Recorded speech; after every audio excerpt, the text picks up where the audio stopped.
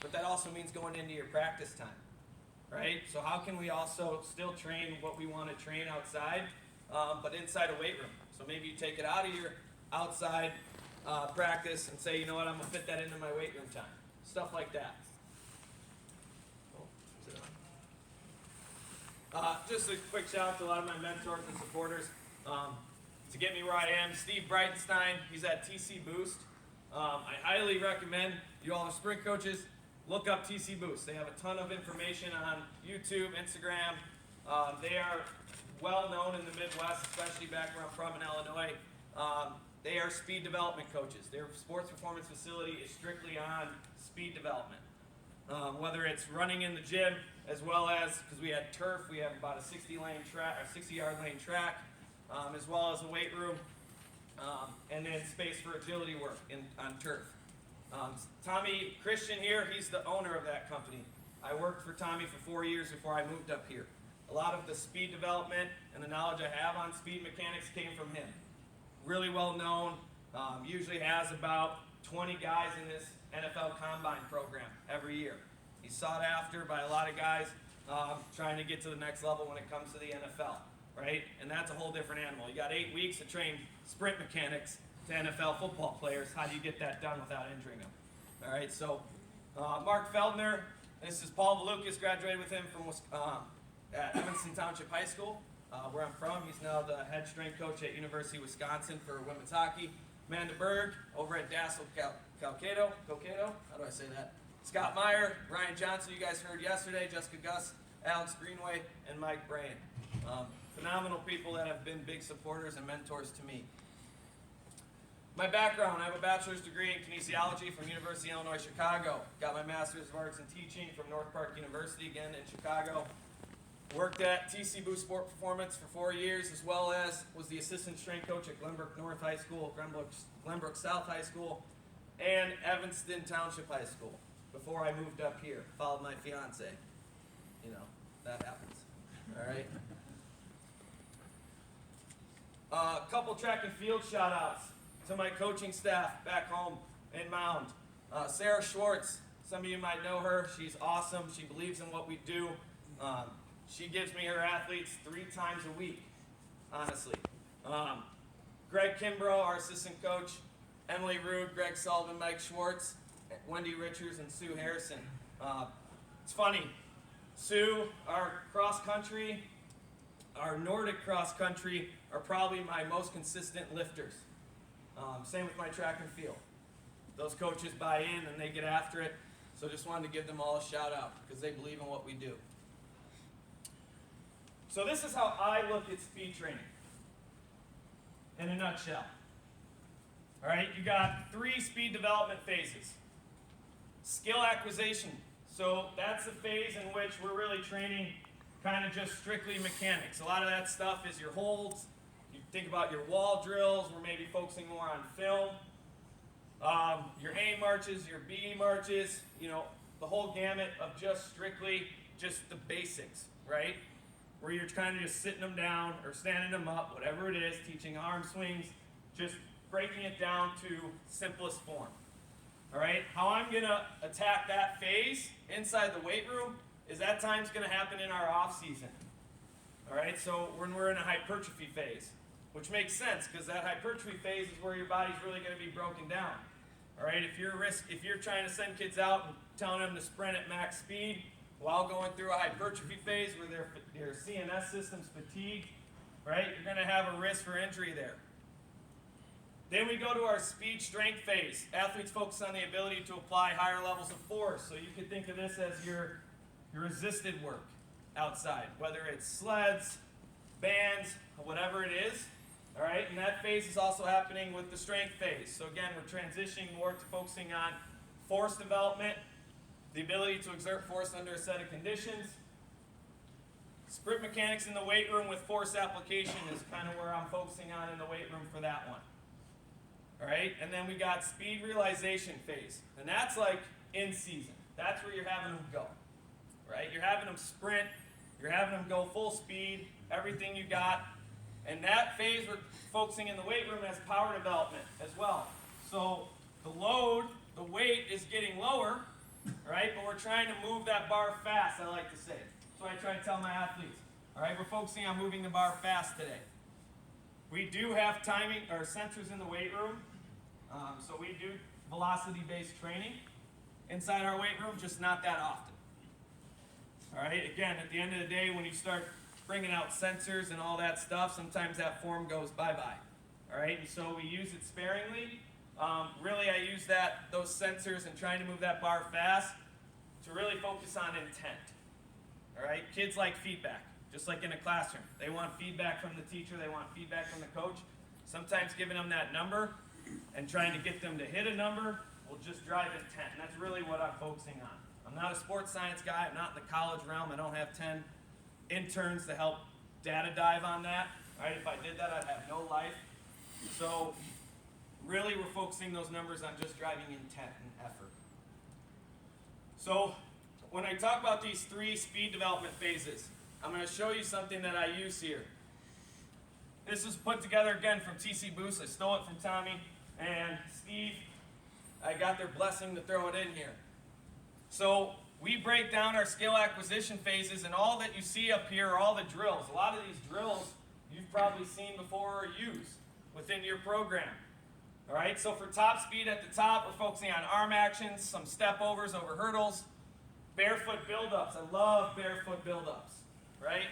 If you want to teach a kid that they're running on their heels, take their shoes off.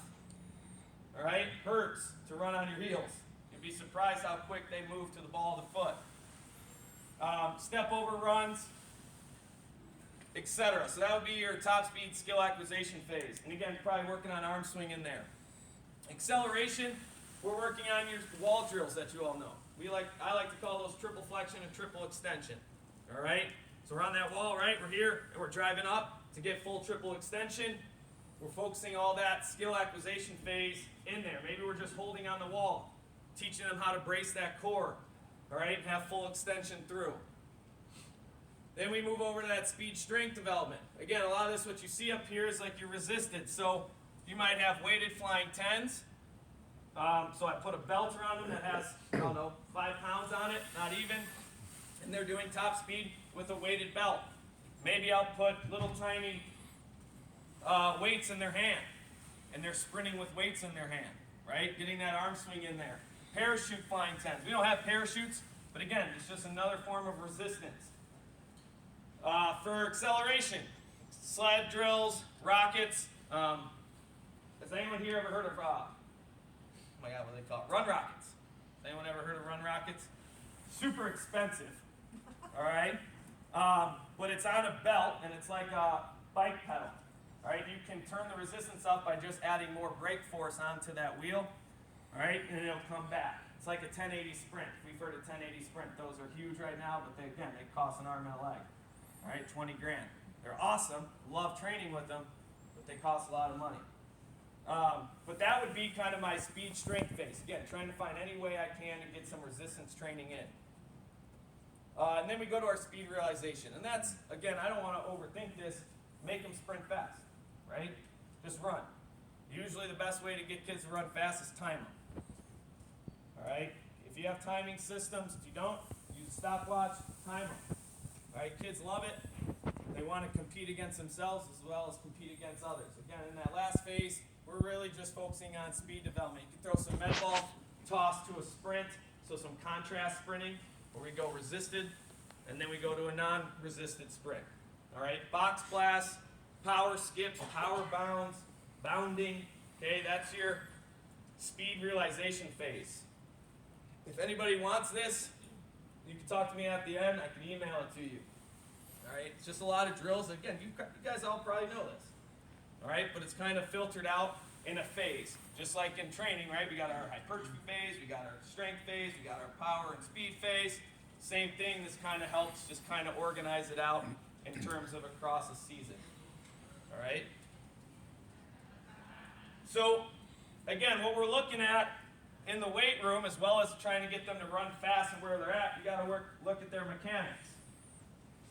All right, so up here, I have a chart that kind of looks at when I'm using film and degrees, what I'm trying to look for in our athletes. All right, we do this inside our weight room. Our weight room's only 1,700 square feet, so really they can only get about 2 solid steps of explosive, and they kind of have to drop it down. But we can still work on those first 2 steps inside the weight room. All right, now I would pair that with a exercise they're doing, so a contrast. So maybe they're doing a single leg squat, and I'll pair them with a 2-step explosive sprint. All right, not everything has to be weight room related, in my opinion. All right, so how you would read this in acceleration, that first step, we're trying to look for together when you add 2 degrees up from the ankle to the hip, above 335 degrees, that would be good. All right, that first step, thigh split. This is a thigh split, right? We're looking for above 105 degrees. All right, with full extension through the ankle, knee, and hip, through the ear. All right, average would be 105 to 90 degrees, less than 90 degrees. Again, a lot of this data is just from over the years of experience that I've tracked, as well as the stuff that we do at TC Boost. Your body angle, we all like to say, yeah, question? What's the base of the angle that you're measuring? The back and the back leg? Yep, so this leg here to the knee, right at the hip joint. Okay, I got it. Right at the hip joint. Yeah, All right, from this one, we're going from the floor, right, through his ankle up through his ear. Okay, so that's for, this one's for initial body drive angle.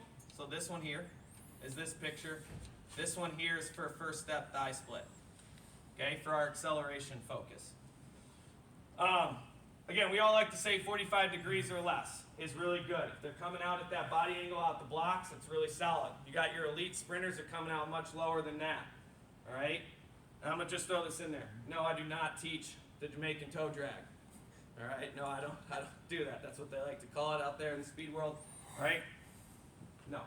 All right, especially because I'm trying to train athletes, right, at the same time. A lot of these kids that are running track, probably in your programs, are also playing football or baseball or whatever it is. Well, not baseball, that's a spring sport. All right, but they're playing other sports. You're trying to really teach that. They're not going to do that in their sport. All right, so we're not trying to train that. We're just really trying to just train them simple stuff. Come out low, get a good thigh split, cover ground, and attack down and back. All right? And so I use, if you guys want to know what system I use Dartfish. I don't know if it's still around. You can do the same thing with Huddle Technique. It's awesome. I love it. Do I use it all the time? No, especially when I have 30 kids. Takes too long.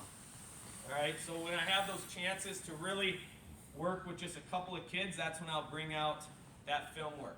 All right, or I'll just use this to show kids. I can show these pictures of 30 athletes and just show them this is what what I'm trying to look for. These are the angles we're trying to get at. Top speed mechanics, front side hip flexion, we want it above 70. All right, there's no way we can actually truly get up all the way to 90 degrees. It's really tough on the hip flexors. So above 70, I like to say that's good, especially for a high school athlete. If they can get that front side, get to front side position, all right, I find where their hip is. Again, this is all eyeball, give or take some degrees, and their knees getting up to above 70 degrees, we're in good shape.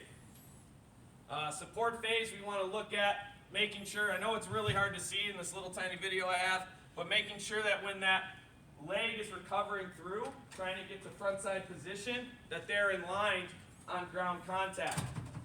So when that foot's hitting the ground, right, we all know this in the gait cycle, we want that knee to be in line with that support phase. All right, if they are aligned, that's good. All right, if it's behind, if it's late, all right, we don't like that. And then posture. We like to say about less than 12 degrees. And when I say less than 12 degrees, I don't have that picture up here. If you took a picture of me standing right here, all right, and I'm leaning forward, and I'm using my hip as reference, okay, I'm going to be past 12 degrees. So, right, we want them upright, trying to get as much as we can over that hip, right, in our upper body, staying over our hips. So we want that to be about 12 degrees. And I use the ear on that one. So if you flip this line going up, and I'd move this one and find where his ear is at, all right, that will give me kind of where that degree I'm looking for in terms of that support phase and posture and top speed. So I just threw that in there just to show you guys, like, that's what I'm looking for. That's the stuff I'm trying to achieve inside the weight room, right? That's the mechanics, all right, that I'm looking for. in the weight room, so I really like to train the ankle. All right? It's a great space for this. Right? We all know, right? Force application. The amount of force you put into the ground equal and opposite. I believe that's Newton's third law, if I'm correct.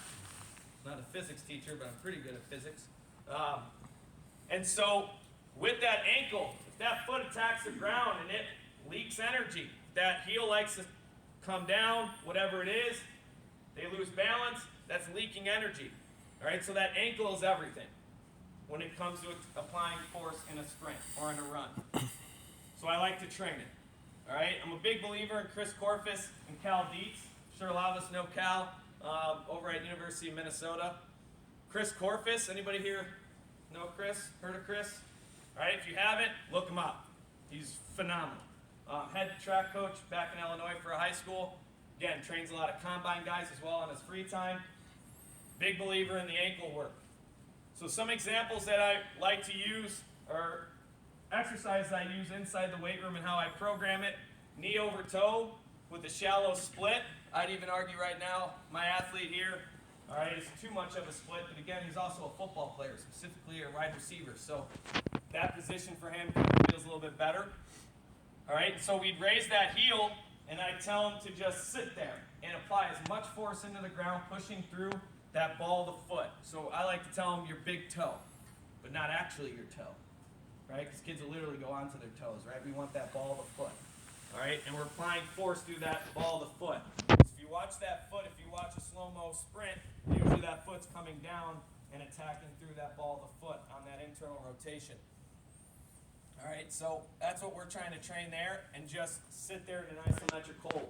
All right, if your kid's doing it right, you'll see their legs shake like crazy.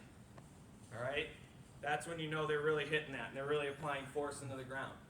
All right, you can do that with the foot elevated, like up here on a plate. It's what we use if you have a shallow surface. All right, you don't want it too high. Again, same concept. You're kind of floating that heel above the ground and you're applying force through that ball of the foot. Trying to train that ankle to sit in that position without that heel hitting the ground. Ankle jumps in place.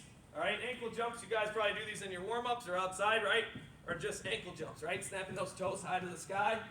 All right, again, we're training that ankle to be solid. Side-to-side ankle hops, all right?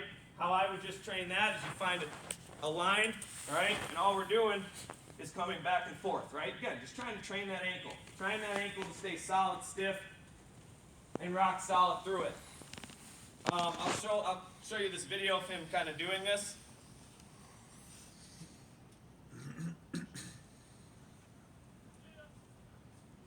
Right? Very little, but you can see that leg wanting to shake. Okay? That kid's fast. He's probably one of our fastest sprinters at our school. All right?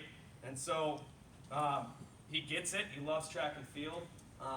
He probably will sprint in college, I'm hoping, or play football like his dad. But that's kind of what we're looking for, and that's the knee over toe shallow split.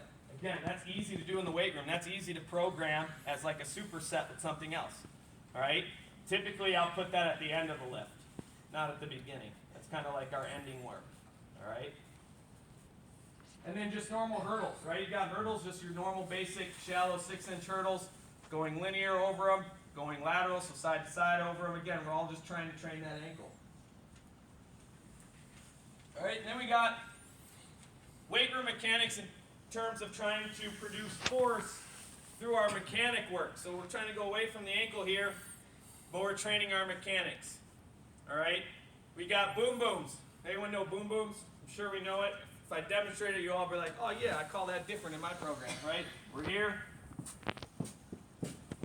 right? And you're trying to stay nice and solid, right? You can do that in place. Okay, trying to hit that. What do you call those? Switches, right? Right, everyone can name them whatever they want, right? We like to call them boom booms, mostly because our kids like to yell boom boom when they do it. Whatever. If it makes it fun, sweet. All right, that's a win. All right, hamstring banded tantrums. I don't have a video of that, but if you put 2 green bands across your safety racks, your safety bars, all right, you have them lay flat on the ground, on their back, get their butt up in the air, and right at about the Achilles is where you're putting that foot on the band and you're having them flutter. You guys seen those? We call those tantrums. All right? I'll show these two here in a second in the videos I have. And then mini band. We all know our mini bands, right? We use them on our knees, our toes, those little tiny ones. And we put around, we really train our glutes there. I use that, I put it around the toes, and I'm just getting them to come straight up into A position. We're just getting some resistance on that hip flexor, trying to strengthen those hip flexors and get into A position, just adding a little bit of resistance. So this first video, this is what we call the Uri drill. I didn't create it. Cal Dietz created it. I've been doing a version of the Uri drill for years, just not set up in a rack in this way. Usually it's just a green band, and I'm having them hold on to a rack, and I'm holding the band at their hip, and they're coming through into their A position in acceleration.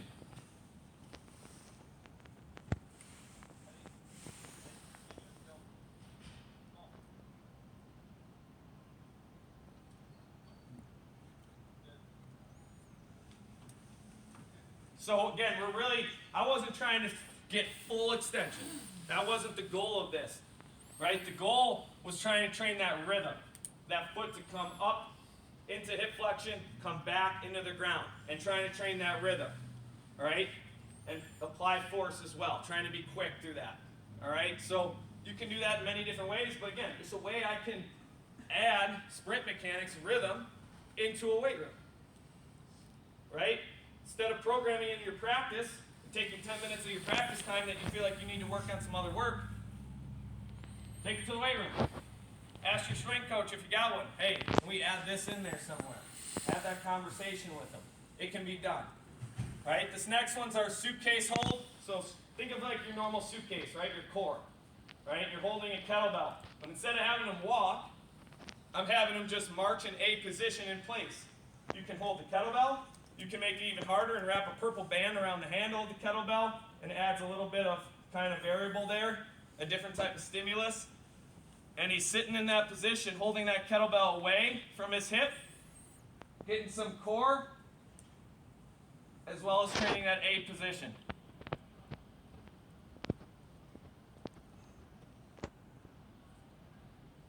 All right? Now, it doesn't seem tough. It doesn't seem like a lot there. But it is. You're trying to really train that hip posture, right? We don't want that hip to sink on contact, right? When we're sprinting in top speed, right, we don't want them, right, to collapse in that. So we're really trying to train that posture to stay nice and tall while hitting our A flexion. Again, you're just adding a stimulus of a suitcase. And yes, I'd have them do it the other side too. All right? About 10 seconds each side. Again, I'd throw that in at the end. It's not one of my big, at the top of my list, it's at the end. Is there any questions? Yeah? Yeah, so what's the frequency on a weekly basis for these things you're doing? So usually that one will be in season once a week, right? That won't be in both of my lifts. So our track kids lift twice a week in season, all right? So that might be in one of their lifts. What about now? We're winter In training. the off season, all right, I have some form of these either once or twice a week, and they lift my off-season kids. Let's say they're not in a sport, all right? They lift with me 3 days a week. Do I wish they could do 4? Of course, right? I'm not hitting 5 and 6, even though they like to go to Anytime and Snap Fitness and do more, all right? What high school kid doesn't? But we can only get 3 in, partly because of time, all right? Just for reference, every single team except for maybe 4 train with me in season. Mandatory from our AD. If they don't, they have to have a conversation with me and my AD and talk about why. The 4 teams that don't, I can tell you. All right, tennis, boys and girls tennis do not. Big part of that, their schedule's shorter. They don't have a lot of time to even practice. All right, and then golf, boys and girls golf. Can't get in, they have to get to the course, whatever it is. And then alpine ski. My cheer trains with me, my dance trains with me, everybody else trains with me. At least once, if not twice a week. I'm lucky to have an AD that's willing to push that hard to our coaches. Okay? So how might this look in a 30-minute in-season session? That's what I allocate because I got to fit a lot of teams in. Right? I don't have a lot of time. So 6 to 8 exercises max in my weight room. I'd even argue 8's too much. All right, 6 to 8 in season. We're going 3 or less sets on everything, and we're going 6 or less reps. Now, core, some accessory work, I'll jump that higher than 6 for the little stuff, but our main big boulders of our lifts, all right, that's going to stay below 6. All right, again, 1 to 2 days a week. Remember, fresh athletes are what we want. Make sure they can show up again tomorrow and give max effort. Maximal intensity with moderate to minimal dosage. So I'm pushing them to hit max intent, go hard, all right, but just a little bit. Just enough to create an adaptation to the imposed demands, but feel good to come back tomorrow. If I was your strength coach at your schools, and I sent your kids out to practice, or they came to me after practice, and they came out to practice the next day, and were like, Coach, I can't run. Like, I'm feeling really sore in my hamstring. You will be walking into my room and be like, what the heck are you doing? Right? I need these kids to run. Right? I need them to be fresh. All right? And so I give them a little bit of what they need, enough to create an adaptation, but still allow them to go in day after day and do what they need to do. All right? Being a speed guy background, all right, I am conscious on that hamstring. That's one of my biggest fears. Luckily, to this day, been there at Mound 3 years, knock on wood, wherever wood is, all right, haven't had a hamstring go. Big piece of that is I train the hamstrings, but I also manage of what they're doing and realize what they're going to go do out on the field. They're probably going to go sprint for 2 hours or whatever it is, right? Not just referring to track, right? Football coaches run. It's just what I think about, right? So I can't blow those hamstrings up or else I'm putting them at risk. Jumps and weighted throws can be done within your lift time. So our jump work, box jumps, broad jumps, triple broad jumps, whatever it is. All right, weighted throws, granny tosses, med ball toss in any weight. That's weight room time. I tell my track coaches, don't do that stuff outside. There's certain ones you want done, all right, tell me. I'll put them in your program in the weight room. Don't waste time out on the field or on the track on those little things that can be trained inside a weight room. All right? In season, for our track kids, 75% of the exercise is focused on bar speed. We're not really lifting them heavy in my program. Don't get me wrong, we're doing strength. We're pushing them to stay strong, but they're high school kids. They're going through puberty, right? A lot of them, right? They are going to get strong just looking at a bar. Not really, but they are, right? So as long as we're lifting, we're hitting our lifts, we're doing it with good speed, good mechanics, they're going to get strong just by doing that. Okay? And then the rest of it's focusing on core, upper body strength, lower body strength. All right? So I'll show you an example of that. So this is an in-season lift. All right? This is a day 1 and day 2 lift, how I would program it. All right? So we got one lift up here, single arm dumbbell snatch. All right, working on power. Don't need to go heavy there. Working on that explosion. All right, trap bar deadlift. All right, we're going for a tempo. This is more of a, right at the beginning of a track season. If I look at that, there's a little bit of tempo work in there, just to get some kids who maybe weren't doing anything in the off season. All right, just trying to build a little bit of strength and hypertrophy if we can right away. Tall kneeling med ball chest. Again, med ball chest, trying to explode out. Really, we're trying to explode through the hips. All right. Half kneeling dumbbell shoulder press, side plank, mini band, all right, knee internal external rotation. All right, you put the mini band on the knees. All right, kids like to call it the stanky leg. All right, in my program. Really, we're training that glute medius. That glute medius is big on that hip external rotation. All right, and that'll help minimize ACL prevention. Right, so minimizing ACL tears as much as we can. Can't really see it because that thing's in the way. Here we go. I got hurdle hops, training the ankle. Okay, that's at the end. All right, and then banded boom boom skips. Right, so our boom booms, boom boom skip, boom boom skip, boom boom skip. I have them in a band and they're doing it in place. Resist it. That's mechanic work inside a weight room. Coach don't got to do that outside. no weight. All right, we're doing that inside my weight room. All right, we do cleans, we do Olympic lifts in my program. Trust me, we progress it. We take our time to get there. All right, we go through our clean pulls, high pulls, all right, working on our catch, and then we get to a full clean. So this is towards an end of the season. So we do some cleans, focusing on bar speed. I tell them don't go heavy, go light, work on trying to drive that bar, be explosive, catch that bar. Vertical jump mat. We jump on the jump mat. Again, this is a lift that would be towards the end of a season. All right, kind of trying to peak them. Right, step them on a jump mat. Jump as high as you can. All right, let's PR. Let's try to have some verts. All right, just jump on, get them on a jump mat, jump.